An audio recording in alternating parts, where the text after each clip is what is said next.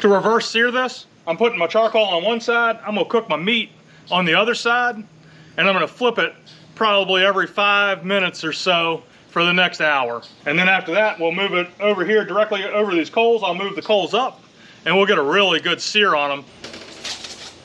To spice it up, I'm using my own blend of Kosher Salt, coarse ground of course, Coarse Ground Black Pepper, as well as a little bit of garlic powder and just a smidge of chili powder. And I've got this all mixed up. Drop me a comment below and let me know what you think of seasoning steaks. Do you just use salt and pepper? Do you use anything else? I'd love to hear how you do it.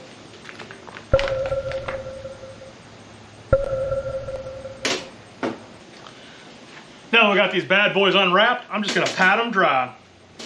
Nothing too fancy here, just a paper towel and a hand.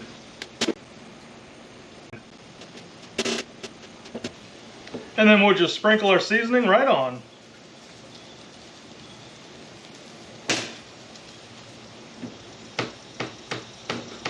Pat it in, flip it over,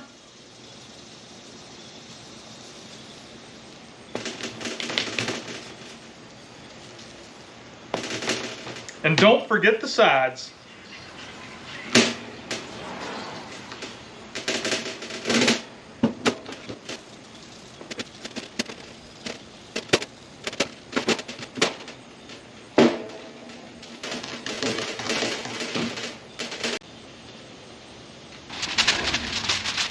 And I'm just going to let that rest while our grill finishes heating up. I'll catch up with you in a few minutes, back over at the grill.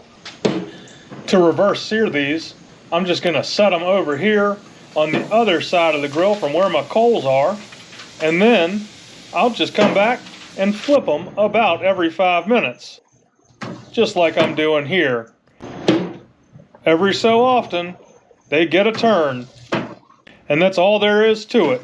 I just keep flipping them and rotating them, and then it's time to check them with my instant read thermometer to make sure they're at the internal temperature we like.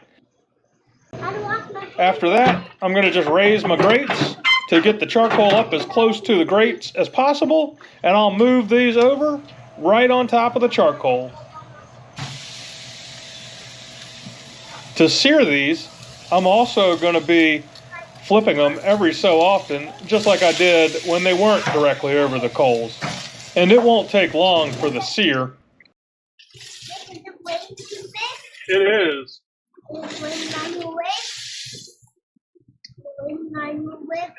Yep, it sure is.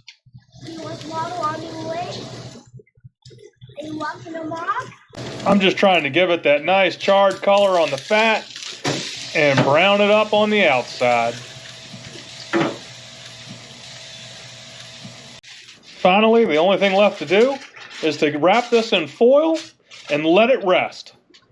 I'm a huge fan of letting my steaks rest before I eat them. By letting them rest, it really ensures an absolutely delicious steak when it's time to sit down at the table. And now that these have rested for about 15, maybe 20 minutes, it's time to cut into it and see how it tastes. So I just get my knife out and start cutting. Give me that humongous, get me a piece. This one needs. This really turned out great. Get me that piece. Cheers. Cheers. We loved these steaks, made for a fantastic Sunday lunch with the family.